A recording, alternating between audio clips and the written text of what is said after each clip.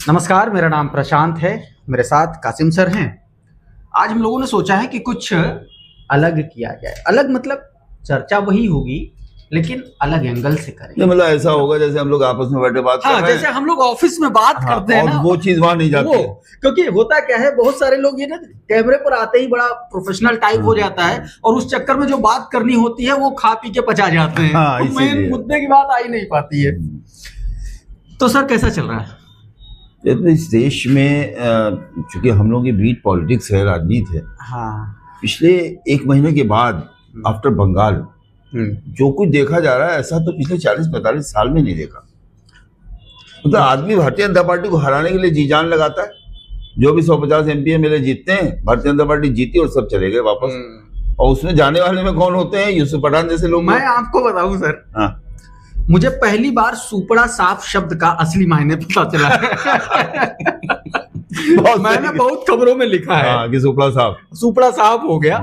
असली सुपड़ा साफ इसको कहते हैं। जीतो तब भी सुपड़ा साफ, हराया फिर उसके बाद में सुपड़ा साफ किया। हराने को सुपड़ा साफ नहीं कहते हैं। अब जो टीएमसी के साथ हो रहा है उसे सुपड़ा साफ कहते हैं। तो मतलब इस सुपड़ा साफ के जो साइड इफेक्ट हैं वो क्या होंगे? मतलब विपक्ष की राजनीति के लिए, बंगाल के लिए, कांग्रेस के लिए, खुद ममता के लिए, उनके भतीजे के लिए। लेकिन सर मतलब वही ममता बनर्जी बड़ा आयरन लेडी टाइप से उनकी इमेज रही है। और बड़ी बात यह है कि बहुत मजबूती के साथ लड़ने वाली इमेज। मतलब आपको याद है चुनाव से पहले कैसे आकर के चुनाव आयोग का दफ्तर घेरा था, दिल्ली में आकर के बवाल काटा था। और टीएमसी के वही सांसद जो भारतीय जनता पार्टी को गालियां बक रहे थे, अब वही भाजपा के पास चले गए, गोदी में बैठ गए जाकर के। मतलब कोई इमेजिन नहीं कर सकता था ये होगा। ऐसे नाम अभी उनकी तरफ से बयान नहीं आया है, लेकिन ऐसे नाम जो मक्का मदीना करते थे, वो अभी कल तक जो बयान दे रहे थे उनके बारे में भी। यूसुफ पठान जैसा आदमी जिसने कांग्रेस के वहां के कद्दावर नेता को हरा दिया, जो एकमात्र कांग्रेस का नेता हुआ करता था बंगाल में, और उसके बाद वो भी चले गए। मतलब इसे कैसे देखा जाए? अब भविष्य की राजनीति में आप कैसे देखते हैं? मतलब देखिए, भविष्य का तो पता नहीं, लेकिन फिलहाल मुझे टीएमसी का भविष्य जो है बहुत अंधेरे में लग रहा। अंधेरे में क्या, मुझे लग रहा था कि लौट के बुद्धू घर को आए वाली स्थिति ना हो जाए ममता बनर्जी की। जो विलय की बातें चल रही हैं, जिस तरीके से विलय की बातें चल रही हैं, उससे ये बात समझ में आ रही है कि कहीं कोई इस तरीके की स्थिति, जो विलय की बातें चल रही हैं, मतलब जो विलय की बातें चल रही हैं, उससे ये समझ में आ रहा है कि ममता बनर्जी ने आखिर इतने साल मुख्यमंत्री रही, इतने साल कम्युनिस्टों की लाठियां सही, उन्होंने बनाया क्या, हासिल क्या निकला उसका? अच्छा एक चीज बताइए, बहुत ही दिलचस्प सवाल कर लिया आपने प्रशांत। बंगाल को जरा देखिए।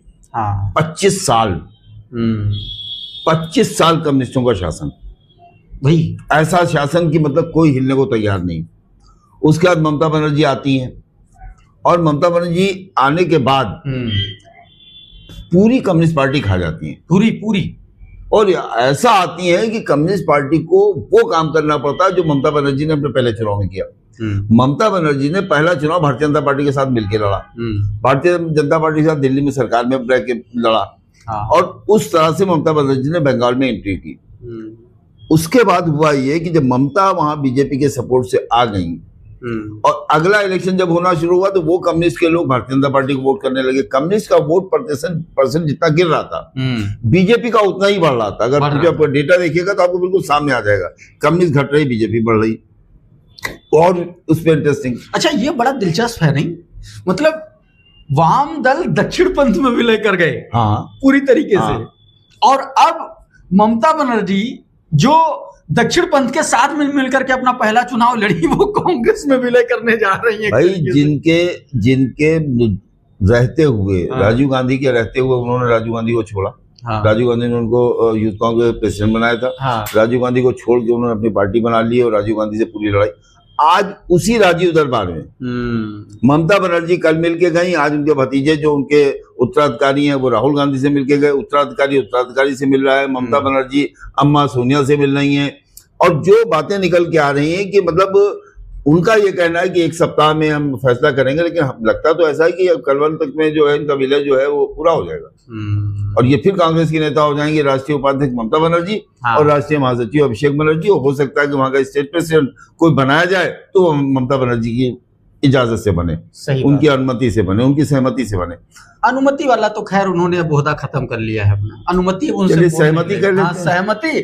अब मामला सहभागिता, जैसे वो नहीं, ईरान नहीं कहता है हमको डराओ नहीं, हमसे टेबल पे बात करो तो सब ठीक है, अगर गोली से बात करोगे तो हम मिसाइल से बात करेंगे। अच्छा, आप एक चीज ये सोचिए कि ममता बनर्जी महिला, हाँ 70 साल की महिला, मायावती महिला 69 साल की महिला, दोनों के उम्र में 7-8 महीने का फर्क होगा। एक किसी महीने में पैदा होता है, किसी महीने में पैदा होता है। इनकी पार्टी का यह हाल कर दिया और बहुजन समाज पार्टी ने अटल बिहारी की सरकार जो है 1 वोट से गिरा दी थी, 1 वोट से गिरा दी थी। तो ये इसे कैसे देखते हैं, ऐसा क्यों हो पाया? अब देखिए, मैंने तो जब वो तस्वीर देखी ना सोनिया गांधी से मिलते हुए ममता बनर्जी की जो तस्वीर है, तो मुझे लगता है कि मैं हाल फिलहाल के सालों में पहली बार मैंने उनका ये जेस्चर देखा ममता बनर्जी का। ममता बनर्जी इस तरीके से कभी हमने देखा नहीं, जब से मैं जर्नलिज्म में हूं तब से इस तरीके का उनका ना तो अपने गठबंधन के सहयोगियों के प्रति देखा और ना ही जो है उनका अपनी पार्टी के, मतलब उनकी एक जो छवि रही है वो डिक्टेटर टाइप की रही है वहां पर बंगाल में, और इसी छवि का मुझे लगता है कि उनका जो बंगाल के चुनाव में खामियाजा भुगतना पड़ा। अच्छा, एक बात और है, मतलब मैं थोड़ा सा भारतीय जनता पार्टी के पॉइंट ऑफ व्यू से भी आप बताइएगा कि क्या ये वही वाला किस्सा होने जा रहा है जिस तरीके से उत्तर प्रदेश में आजम खान के साथ में हुआ? क्या वही भारतीय जनता पार्टी स्थितियां ममता बनर्जी के साथ करने जा रही है बंगाल में? नहीं, मुझे नहीं लगता। वजह इसकी ये है कि जो भद्र ब्राह्मण जिसने ममता बनर्जी को इतनी बुरी हार हराया है और भारतीय जनता पार्टी के साथ गया है, भारतीय जनता पार्टी ममता बनर्जी के साथ वो रवैया अपना कर उस भद्र ब्राह्मण को नाराज नहीं करना चाहेगी, क्योंकि अगर उनको लंबी पारी वहां खेलनी है मतलब परेशान किया जा सकता है। एक मुकदमा, दूसरी पेशी, तीसरी तारीख, आज CID घर पहुंची, कल CBI घर पहुंची, वो किया जा सकता है। लेकिन मतलब ये हो कि आजम की तरह, आजम जेल में, अब्दुल्ला जेल में, तंजीम जेल में, और उसके बाद गेट गिर रहा है, फाटक गिर रहा है और यूनिवर्सिटी बंद हो रही है। मुझे लगता है कि भारतीय जनता पार्टी के खिलाड़ी इतने कच्चे नहीं है। ब्राह्मण होने का पूरा बेनिफिट मिलेगा। देखिए, इतने कच्चे खिलाड़ी नहीं है वो सियासत के। अगर इतने कच्चे खिलाड़ी होते सियासत के तो अच्छा, क्या बंगाल में ममता बनर्जी के खिलाफ ये एक्शन, ज्यादा action, exceed action Uttar Pradesh में कोई असर करेगा? संदेश है। ममता की सरकार बंगाल में थी, अब हम लोग उत्तर प्रदेश की तरफ चलते हैं। हाँ, ममता की सरकार बंगाल में थी, स्टेट में उनकी गवर्नमेंट थी, कम से कम होमगार्ड तो उनका था, हाँ, लेखपाल तो उनका था, SDM तो उनका था, CO और डिप्टी SP इस टाइप के जो लोग थे वो तो उनके थे ना। भाई ट्रांसफर किया उन्होंने, प्रमुख सचिव बैठा ले, सचिव बैठा ले, पुलिस तो थी कम से कम उनके, मतलब वो वाली तो थी। यहाँ क्या है?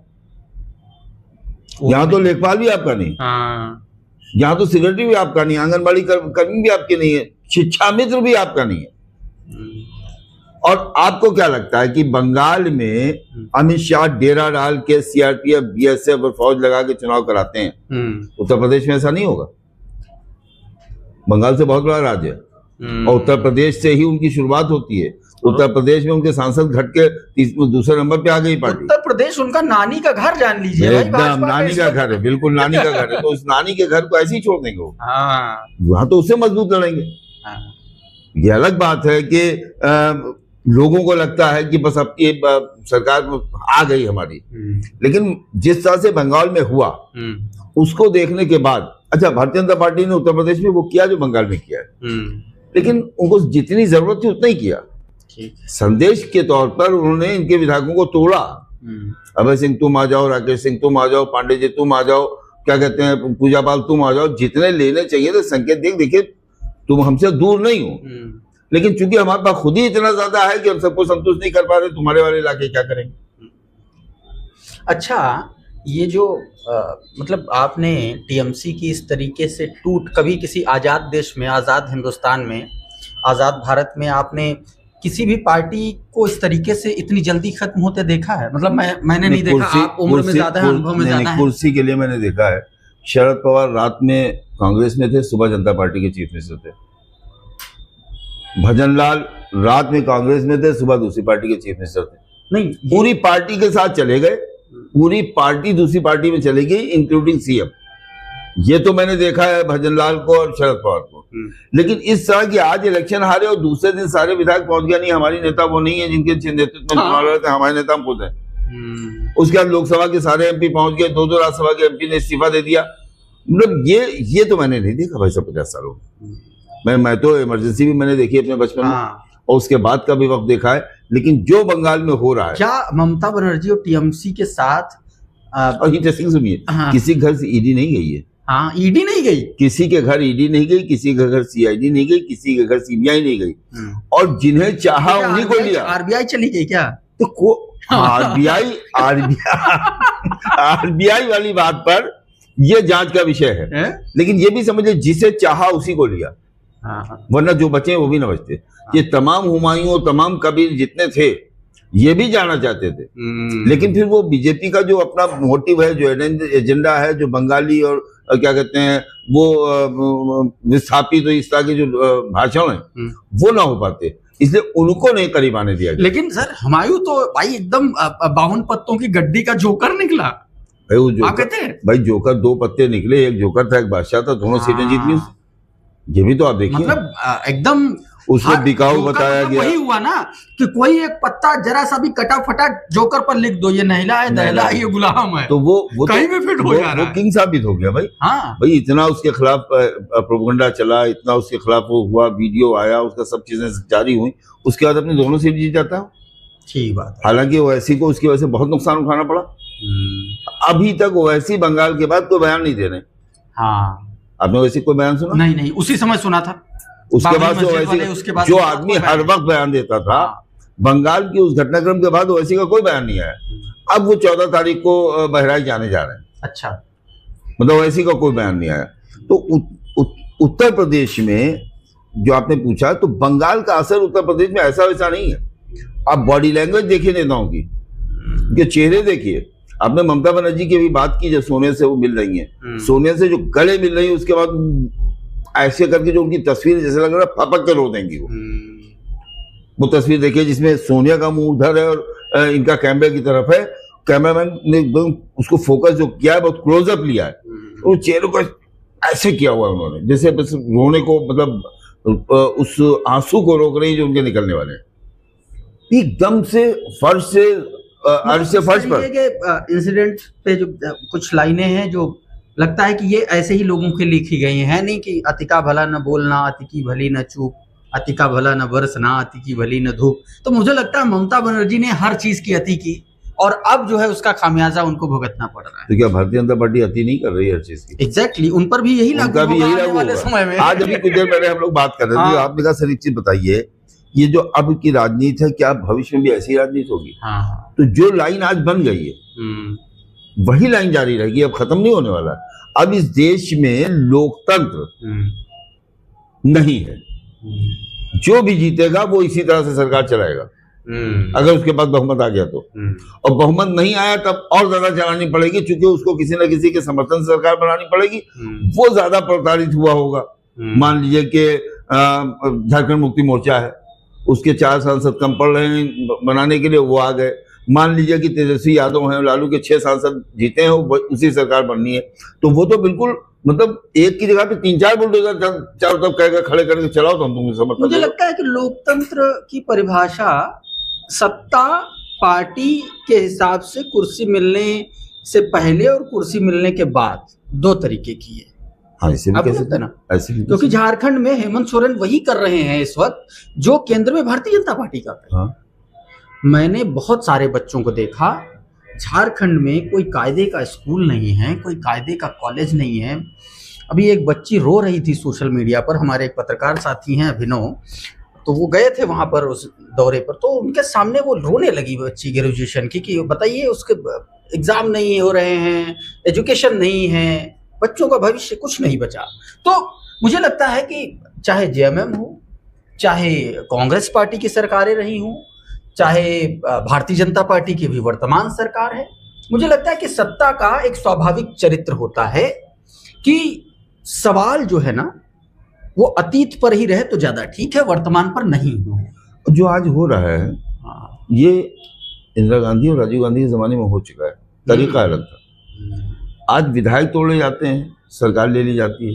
पहले 356 लगा कर सरकार बर्खास्त कर दी जाती थी, गवर्नर को बैठाकर वहां पर अपना शासन कर लिया जाता था। उसके बाद चुनाव होते थे, उसके बाद फिर इमरजेंसी का तरीका बदल गया, वो तरीका बदल गया। अच्छा, इंडिया गठबंधन को कैसे देखते हैं? अभी आप जो बैठक हुई, पोस्टरबाजी, बैनरबाजी, कह रहे हैं 2 महीने में कॉफी पियेंगे, जबकि इनके पास पानी पीने का समय नहीं बचा है। देखिए, बहुत अच्छा सवाल, बहुत अच्छी बात कही कि 2 महीने में कॉफी पियेंगे, जबकि लोगों के पास पानी पीने का समय नहीं बचा है। देखिए, ऐसा है कि इंडिया अलायंस की जो बैठक हुई है ममता बनर्जी की रिक्वेस्ट पे हुई है। ममता ने रिक्वेस्ट की कि बैठक बुलाई जाए, क्योंकि ममता को अब जरूरत थी कि कम से कम 10 लोग उनके साथ बोलने वाले खड़े हो जाएं। जब यही ममता बनर्जी 2024 में राहुल गांधी और कांग्रेस के लिए एक सीट छोड़ने को तैयार नहीं थी, यही ममता बनर्जी की पूरी टीम, लॉबी, वो ममता बनर्जी थी, अरविंद केजरीवाल थे, अखिलेश यादव थी, एक लॉबी थी। ये तीनों लॉबी के लोग जो हैं, अखिलेश यादव ने कब दी है सीटें? 12, जब बिल्कुल एकदम कांग्रेस जलबला गई, उसके बाद कुछ नहीं बचा। वो सीटें जो कभी नहीं जीती जाती हैं, कांग्रेस को दे दी गिनती बढ़ाने की। कितनी 16-17 16 सीटें। 16 में वो अपना जीत भी गए 6 सीटें। लेकिन उन 6 सीटों को अगर उससे आप देखिएगा कौन सी सीटें थी, आप गाजियाबाद दे दीजिए, आप इलाहाबाद प्रयागराज दे दीजिए, आप बनारस दे दीजिए, आप कानपुर दे, ये सीटें हैं। इसे समाजवादी पार्टी कभी जीत पाएगी? जिंदगी में नहीं जीत पाएगी, तो लो भाई ले लो। इस तरह से कांग्रेस के साथ ट्रीट किया गया। और तब मैं कहता था 24 में कि आने वाले कल जो होगा उसमें राहुल गांधी की जरूरत नहीं होगी, 27 अखिलेश यादव की जरूरत होगी। आज वो लोग वहीं पे खड़े हैं कि 27 आने से पहले राहुल गांधी ने जो उस बैठक में कहा है अखिलेश के उन सवालों पे, अखिलेश ने कहा कि भाई हम दिल्ली में बहुत मजबूत अपना गठबंधन चला रहे हैं इंडिया का, और हम लोग बैठे हैं साथ में और फिर बैठेंगे हम साथ में, लेकिन आपकी स्टेट कमेटी जो है इसके खिलाफ जो है तमाम तरह की बयान देती है, तमाम तरह से बात करती है। तो राहुल गांधी का जवाब ये था कि मैं अपनी स्टेट कमेटी की बात सुनना हमारी मजबूरी है, मुझे अपनी स्टेट कमेटी की बातें सुननी पड़ेंगी। और उन्होंने केरल का और तमिलनाडु का हवाला दिया कि तमिलनाडु में हमारी स्टेट कमेटी ने नहीं चाहा, हमारा विजय से अलायंस नहीं हुआ, क्योंकि हम चाहते थे। ये क्या बताता है? सही बात। ये तो बहुत बड़ा संदेश है ना। देखिए, हर बात को अपने हिसाब से आदमी उसको वो निकाल लेता है उसका नतीजा। मैं तो ये मानता हूं कि राहुल गांधी ने ये बता के, देखिए तमिलनाडु में ऐसा हुआ था, अखिलेश जी जरा संभल के रहिएगा, अगर हमारी स्टेट कमेटी नहीं चाहती है तो हम स्टेट कमेटी के साथ जाएंगे। और वो इस पोजीशन में अब नहीं है कि 60 ले लो, 50 ले लो, 40 ले लो, खैर ले लो, गाजियाबाद ले लो, अलीगढ़ ले लो। क्या करेंगे? उत्तर प्रदेश देनी पड़ेगी। अगर अलायंस होता है तो जो कांग्रेस कहेगी वो अखिलेश यादव को करना पड़ेगा। अब तो टी शर्ट का रंग भी बदल गया, टी शर्ट का रंग टोपी भी उतर गई, बाल। अच्छा, एक और बात है, बालों की बड़ी चर्चा है। बाल के बारे में उन्होंने कहा था भाई हमारे गुरुजी अगर कहेंगे, पंडित जी कहेंगे, एकदम बढ़िया लंबे लंबे से बाल हैं, जुल्फे हैं वो, जुल्फे, हाँ जुल्फे हैं, वो जुल्फे हैं, बाल तो क्या है, जुल्फों के पीछे क्या है? अब वो तो अखिलेश की माने तो अखिलेश ने कहा जो हमारे पंडित जी कहेंगे हम करेंगे, वो कहेंगे बाल बढ़ाओ तो हम बढ़ाएंगे, तो हम तो यही मानेंगे पंडित जी ने कहा बाल बढ़ाओ। तो पंडित जी ने कहा बाल बढ़ाएंगे, तो फिर पीडीए, तो पीडीए में बाल बढ़ाना मना है क्या? नहीं, तो पीडीए में फिर बताएंगे पंडित जी के कहने से बाल बढ़ा रहे हैं, तो फिर बहन जी अभी कहेंगे ये तो पंडित जी के कहने। वो तो कहते ही हैं। हाँ। वो खुलेआम कहा है कि पंडित जी कहेंगे मंदिर जाओ तो जाएंगे, पंडित जी कहेंगे ना जाओ नहीं जाएंगे। पंडित जी जब कहेंगे तो अपने मंदिर का मुहूर्त निकाल दो, पंडित जी मुहूर्त निकालेंगे। पंडित जी कहेंगे दाहिना पैर निकालो, आपको तो खुश होना चाहिए यार। नहीं, लेकिन मैं तो पत्रकार हूँ, मेरी पत्रकार जात है। अरे जात पत्रकार है लेकिन ब्राह्मण है ना। हाँ, मैं ब्राह्मण हूँ लेकिन मैं अभी पत्रकार हूँ। अगर वो कहते हैं मैं मौलवी साहब से पूछ के कहूँ भाई मैं तो मैं ये सोच रहा हूँ, पत्रकार होने के बावजूद मैं खुश हूँ। मैं ये सोच रहा हूँ कि अखिलेश यादव अगर पंडित जी से पूछ के सब कुछ कर रहे हैं, तो अखिलेश यादव के वो बेचारे कार्यकर्ता जो लाठी खा रहे हैं यूजीसी पर, वो पूछेंगे नहीं कि भैया ये क्या कर रहे हो, हम तो लाठी खा रहे हैं। अखिलेश जी का ये कहना है, देखिए लाठी वाठी जो आप खा रहे हैं खाते रहिए, हाँ। सरकार बनाइए, सबका बदला लिया जाएगा, सबका हिसाब किया जाएगा। हाँ। जब मुसलमान कहता है हमारी मस्जिद टूट गई, कहने चुप रहो, हाँ तुम बोलोगे तो भाजपा आ जाएगी। जब वो कहते हैं एक मस्जिद और टूट गई, कहते हैं खामोश रहिए, जब अगर तुम बोलोगे तो एक और टूट जाएगी। तो अखिलेश यादव तो हर चीज का उन्होंने बता रखा है, सरकार बनाइए, हम सरकार में आएंगे तब इन सब चीजों को ठीक करेंगे। और ये पिछले 2 बार से हो रहा है, वो कह रहे हैं सरकार बनाई है, उसके बाद नहीं बन रही है, ये तो अपना आराम आपको लग रहा है अखिलेश यादव कुछ? मुझे नहीं लग रहा है। मुझे इसलिए नहीं लग रहा है कि पिछली बार 22 में इनके पास जयंत भी थे, इनके पास ओम प्रकाश राजभर भी थे, इनके पास स्वामी प्रसाद मौर्य, पल्लवी पटेल, दारा सिंह चौहान भी थे, इमरान मसूद भी थे, सब थे। तब भी 111 पे आगे अटक गए। और पिछली बार बहुजन समाज पार्टी बिल्कुल एकदम मरी हुई पार्टी थी, मर के इलेक्शन लड़ रही थी, मायावती ने चुनावी रैलियां तक नहीं की थी। और इस बार ऐसा नहीं है। अच्छा, थोड़ा सा बताइए। इस बार ऐसा नहीं है, तौर पर बताइए। देखिए, इस बार जैसा हमने आप देखा है कि बहुजन समाज पार्टी की जो शर्तें होती हैं टिकट की, बड़ी सख्त होती हैं। क्या है? जो बहुजन समाज पार्टी बगैर हैसियत के आदमी को तो टिकट देती नहीं, और हैसियत जिसकी होगी वो बसपा का टिकट लेने आएगा। और ये जो टिकट का इस वक्त का माहौल चल रहा है, वो अब तक का बहुजन समाज पार्टी का सबसे कड़ी शर्तों वाला चुनाव है। मैंने बहुत जमाने से बस बसपा का एक तरीका हमेशा था, वो आर्थिक सहयोग करते थे पार्टी के लिए, फंड के लिए, लेकिन इस बार की शर्त बहुत कड़ी है। इस शर्त पे मैंने कभी टिकट होते हुए नहीं देखे, और हो रहे हैं। अगर 40-50 टिकट जो है इस शर्त पे हो रहे हैं, तो इसका मतलब कैंडिडेट वो अच्छे आ रहे हैं। जो आज बसपा की शर्त पूरी कर रहा है, पार्टी की शर्त पूरी कर रहा है, तो कल चुनाव की शर्त भी पूरी करेगा। वो बीच चुनाव में छोड़ के भागेगा नहीं, क्योंकि उसने शर्त लंबी पूरी की। तो ये बीएसपी का वोट जो भाग के चला गया था 2024 में, जो 2022 में इधर उधर हुआ था, वो मायावती की तरफ वापस आता हुआ हमने 9 अक्टूबर को देखा है। मैंने बहुत रैलियां देखी। लेकिन 9 अक्टूबर को हम भी थे, हम सब लोग थे वहां पर। 2-3 दिन पहले से हम लोग चीजों को देख रहे थे, उत्साह देख रहे थे, और वो दिखा भी 9 अक्टूबर को। लेकिन उसके बाद जिस तरीके से फ्लैट हुई है बसपा, इसके बाद फ्लैट कहाँ हुई? उसी के बाद तो हुआ है। मायावती से मिलने का जो शर्त थी वो 2 गुना हो गई मुलाकात की। अच्छा, जैसे ही रैली खत्म हुई 2 गुने पे होने लगी मुलाकात, बल्कि कहीं 4 गुना भी हो सकता है। उसके अलावा फिर जो टिकट की शर्त थी वो बहुत बहुत बहुत सख्त हो गई, बहुत कड़ी हो गई। तो उसी की वजह से तो हुआ है सर। संगठन के स्तर, देखिए, बसपा का संगठन कभी सड़क पे दिखाई दिया है? आप क्योंकि बीएसपी की बीट आपकी अच्छी खासी रहती है, आप करते हैं, इसलिए आप बीएसपी की चीजों को अच्छा खासा जान गए हैं। आप बताइए कि अब दूसरी पार्टियों में इतनी मेहनत चल रही है कि लगातार हमें याद है कि जब SIR हो रहा था, SIR से पहले तो 80% बूथ की बात हर बयान में प्रदेश अध्यक्ष विश्वनाथ पाल कहा करते थे। फिर एक बैठक बुलाई बहन जी ने, और उस बैठक में उन्होंने SIR के बाद जो पूरा स्ट्रक्चर बदला उसकी बात कही गई। उसके बाद बहुत सारी ऐसी ग्राउंड पर जो चीजें आई निकल के सामने, क्या मतलब आप तो जान ही रहे हैं कि ग्राउंड पर कैसे बूथ कमेटी बन रही है, क्या हो रही है। आपको लगता है कि बहुजन समाज पार्टी में अभी कहाँ पेंच और टाइट करने हैं? देखिए, बहुजन समाज पार्टी जैसे पहले थी वैसी अब नहीं है। अच्छा। पहले लोग साइकिलों से जाके अपना बूथ खुद बना लिया करते थे, मेहनत करते थे। अब जो है लोगों को मोटरसाइकिल और गाड़ी और कार और सब होने के बावजूद वो सोशल मीडिया पे ज्यादा बनाने लगे हैं। वो फेसबुक पे बूथ बनाने लगते हैं, वो ट्विटर पे बूथ बनाने लगते हैं, और वो जाके वहाँ पे नारे वारे लगा के पहुंचे हैं मीटिंग, तो उसको अपना सोशल मीडिया पे डाल देते हैं और वहां से शेयर कर लेते हैं। लेकिन फिर भी मेरा मानना है कि दूसरी पार्टियों के मुकाबले में बहुजन समाज पार्टी की बूथ कमेटियां आज भी बहुत मजबूत हैं दूसरों के मुकाबले में। अच्छा, क्योंकि दूसरों के यहाँ तो कुछ है ही नहीं है। वोटर लिस्ट से नाम लिया, लिख दिया। बीजेपी में जरूर पन्ना प्रमुख का जो कॉन्सेप्ट है, वो चूंकि RSS उसको देखभाल उसकी करती है, तो वो तोड़े भी किसी वो है। लेकिन उसके अलावा कांग्रेस पन्ना प्रमुख और अर्ध पन्ना प्रमुख का तोड़ जो है वो मैंने देखा सर कई जगहों पर, जो विस्तारक इनके होते हैं भारतीय जनता पार्टी के।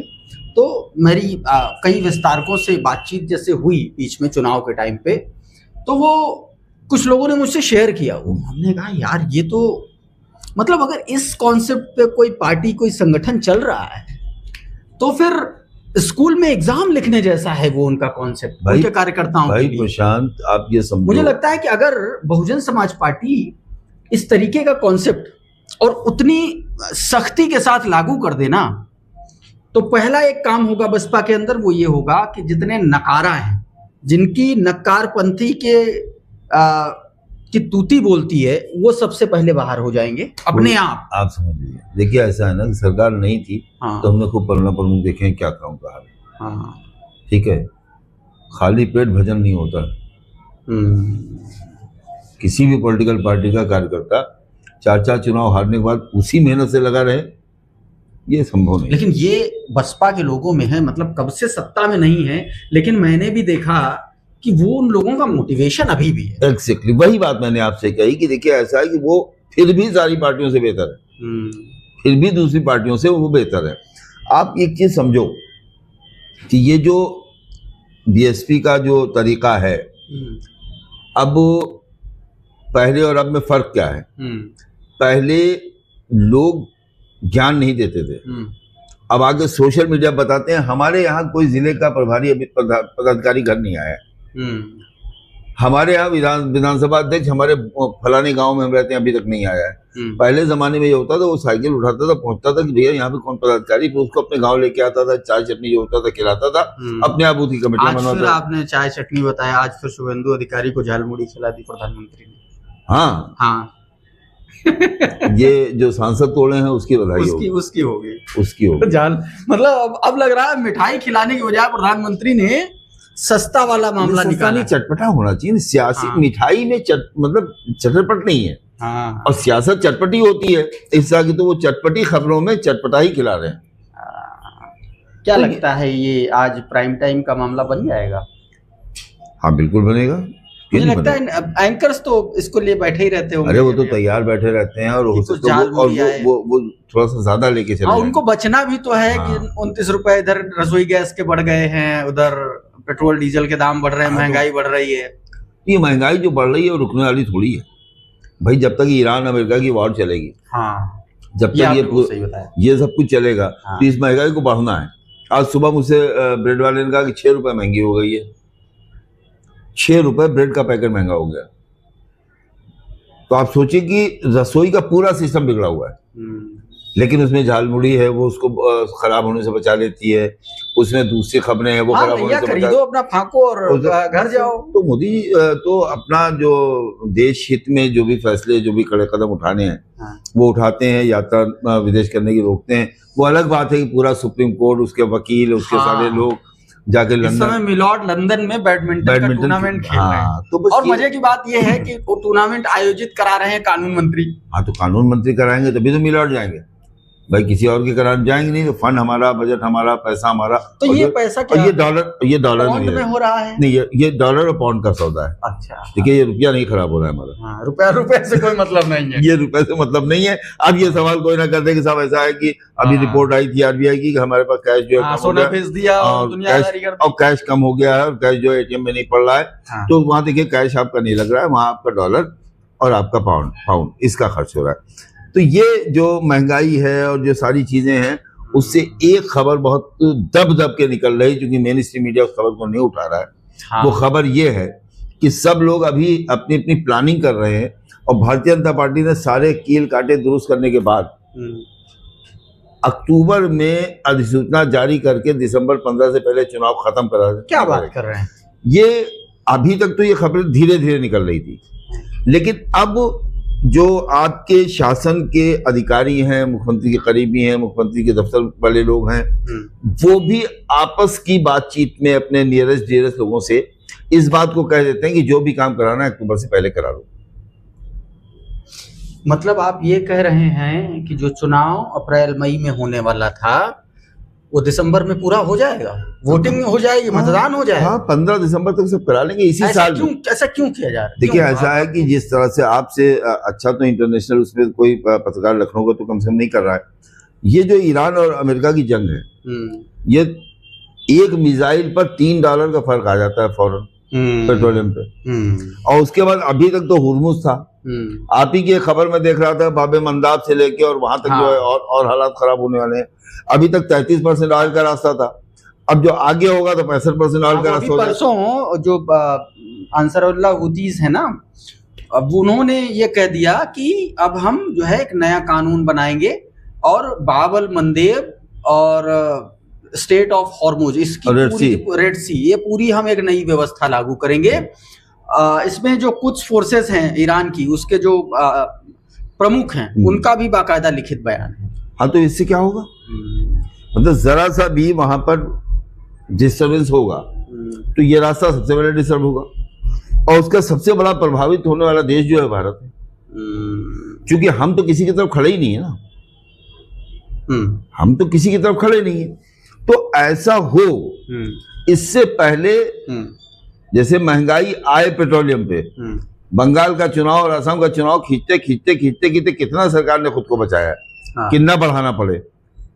तो ये उत्तर प्रदेश के चुनाव 15 दिसंबर से पहले खत्म करा के, और उसके बाद चूंकि आपने जो सरकार के खिलाफ जो माहौल उसको लग रहा है कि उसके खिलाफ इस ये महंगाई एक बड़ा औजार बन सकता है। भाई महंगाई का दानो अगर बढ़ गया तो खाएगा किसे? देखिए पेट की आग 14-15 सालों में कहीं महंगाई में तो कुछ रही नहीं। जाति की बात होती है या भारतीय जनता पार्टी या मुख्यमंत्री जी कहीं संभल के 7 द्वार बनवाने लगते हैं, कहीं कोई मस्जिद उधर गिरा दी जाती है, तो फिर आदमी उसी की अफीम चाटे हुए बैठा हुआ है। तब तक ना, जब तक नाश्ता वाश्ता करके सुबह अपने बच्चों को स्कूल भेज के, स्कूल की फीस उसको दे के, किताब कापी खरीद के, उसके बाद जी न्यूज लगाता है देखने के लिए घर का रिटायर्ड। तो जब ये सारी चीजें, वो बच्चा स्कूल की फीस के लिए खड़ा है, वो आ नहीं पाई है, पेंशन अभी पहुंची नहीं है, उसके बाद ब्रेड जो है उसने खत्म हो गई, क्योंकि वो उस हिसाब से ब्रेड आती है, रिटायर्ड लोग हैं तो ब्रेड महंगी हो गई, दूध के पैकेट पे 2-2 रुपए करके बढ़ गया 2 बार में। उसके बाद जब स्कूटी से गए लेके कि जाए ले आए, रास्ते में पेट्रोल खत्म हो गया, कल वो तो उसी हिसाब से 100 रुपए रोज का पड़ रहा है। अब खर्च 130 रुपए रोज का हो गया है। तो ये सारी चीजें जब अपने उरूज पे आएंगी, मैं आपको बताऊं प्रशांत जी के पेट की आग मंदिर में जाने से भी रोक देती है, मतलब आप मस्जिद में नमाज पढ़ने से रोक देती है। अगर पेट में आग लगी हुई है और कहते हो कि भाई साहब जब नमाज पढ़ लो, तो लड़का जो हो सकता है धर्म में छोड़ दे और घर वालों से मारपीट भी कर ले कि 2 दिन से हमने खाना नहीं खाया, तुम कह रहे हो जो नमाज पढ़ लो तो क्या खाना मिलेगा तुमको। तो ये इस स्थिति से बचने के लिए जल्दी चुनाव, चूंकि उत्तर प्रदेश अगर हाथ से निकलता है, अगर जल्दी चुनाव हुआ तो बसपा का क्या रोल होगा? मतलब मैं तो अभी आपसे पूछूंगा ही नहीं कि गठबंधन, इतना ये सवाल घिस चुका है, मतलब अब मुझे पूछने में बड़ा हिचकिचाहट होती है कि बसपा गठबंधन करेगी कि नहीं करेगी। मैं तो सिर्फ इतना जानना चाहता हूं कि अगर चुनाव अर्ली हुए तो क्या बहुजन समाज पार्टी, चूंकि बहुत सारे टिकट उसने ऑलरेडी प्रभारी बना दिए हैं, क्या स्थिति रहेगी इस बार? देखिए ऐसा प्रशांत भाई, आफ्टर बंगाल मैं ये कह सकता हूँ कि अब उत्तर प्रदेश के चुनाव में भी दिल्ली का पूरा रंग दिखाई देगा। अच्छा, बगैर दिल्ली के रंग के उत्तर प्रदेश के चुनाव पे रंग चढ़ने वाला नहीं है। क्योंकि जैसे ही यूपी जो है वो चाहेगा कि हम अपने नेतृत्व में और अपने हिसाब से चुनाव लड़ लें, वो कहेगा भैया तुम्हारा हम 24 में देख चुके हैं, तुम्हारी वजह से हमको बहुमत नहीं आया है, तो बस तुम किनारे बैठो, चुनाव हमको लड़ना है। एक चीज ये तो साफ दिखाई दे जाएगी चुनाव में। आप भारतीय जनता पार्टी के भीतर गुटबाजी की बात कर रहे हैं? मैं भारतीय जनता पार्टी की गुटबाजी नहीं कर रहा हूँ, मैं कह रहा हूँ दिल्ली लखनऊ के बीच में सब कुछ अच्छा नहीं है। अच्छा, और वो नजर आता है। मतलब आप ये कह रहे हैं कि 24 की तरह इस बार भी यूपी के हाथ में बहुत कम चीजें रहेंगी, कम टिकट से लेकर जिस तरह से संगठन पूरे का पूरा, प्रदेश का अध्यक्ष हो या राष्ट्रीय अध्यक्ष हो, प्रदेश अध्यक्ष की तो आप भी शायद तस्वीर ढूंढ रहे थे, योगी के साथ तमाम लोग ढूंढ रहे थे जब बने थे, एक ही जनपद के दोनों लोग हैं। और पंकज चौधरी की योगी आदित्यनाथ के साथ एक फोटो नहीं थी, ऐसा आदमी ढूंढ के प्रदेश अध्यक्ष बना जिसकी मुख्यमंत्री के साथ फोटो तक नहीं थी।